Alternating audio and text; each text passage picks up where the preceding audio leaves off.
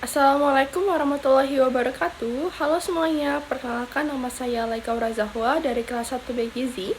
Hari ini saya akan membahas sanitasi total berbasis masyarakat atau STBM dan kaitannya dengan gizi.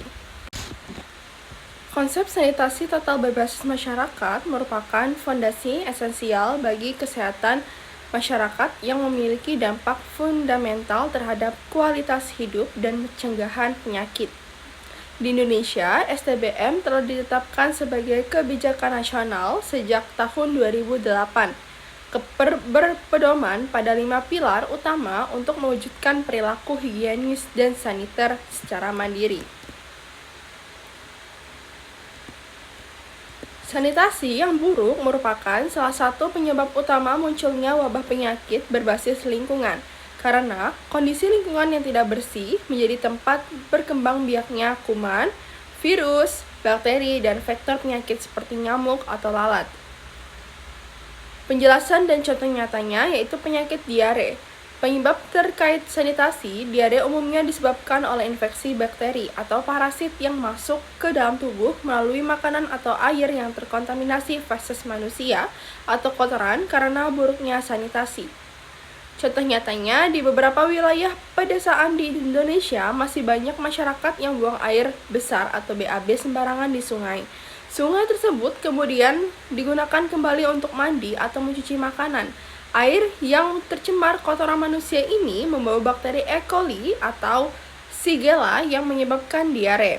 Dampaknya, anak-anak terutama sangat rentan dan diare parah bisa menyebabkan dehidrasi hingga kematian jika tidak ditangani dengan cepat. Adapun pilar-pilar STBM-nya yang pertama adalah stop buang air besar sembarangan. Contoh penerapannya itu semua warga menggunakan jamban sehat dan tidak buang air besar di sungai, kebun, atau tempat terbuka lainnya. Yang kedua, ada cuci tangan pakai sabun atau CTPS, tersedia sarana cuci tangan dengan sabun di dekat jamban dan dapur. Yang ketiga, ada pengelolaan sampah rumah tangga, yaitu sampah organik dikomposkan, sampah anorganik didaur ulang, dan tersedia tempat sampah tertutup di rumah.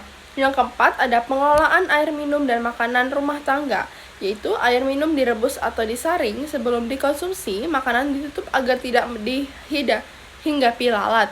Yang kelima, pengelolaan limbah cair rumah tangga, yaitu membuat saluran air limbah ke sumur resapan atau IPAL komunal.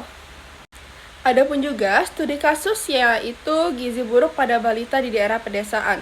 Di sebuah desa pedesaan di Indonesia terdapat tingginya prevalensi gizi buruk pada balita, terutama anak-anak usia 1-5 tahun. Gejala yang muncul antara lain berat badan di bawah standar, kekurangan energi dan protein, serta keterlambatan pertumbuhan. Setelah dilakukan penelusuran, penyebab utama kondisi tersebut meliputi 1. Pola makan yang tidak seimbang atau hanya nasi dan lauk seadanya. Yang kedua, ada orang tua kurang pengetahuan tentang gizi anak.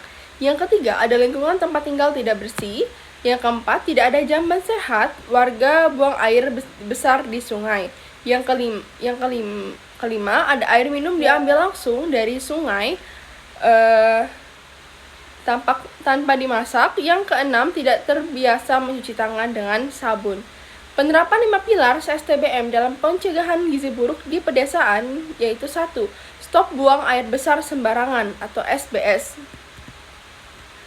Solusinya, edukasi dan fasilitas pembangunan jamban sehat, mencegah pencemaran lingkungan, menurunkan kasus diare dan infeksi yang memperburuk gizi anak.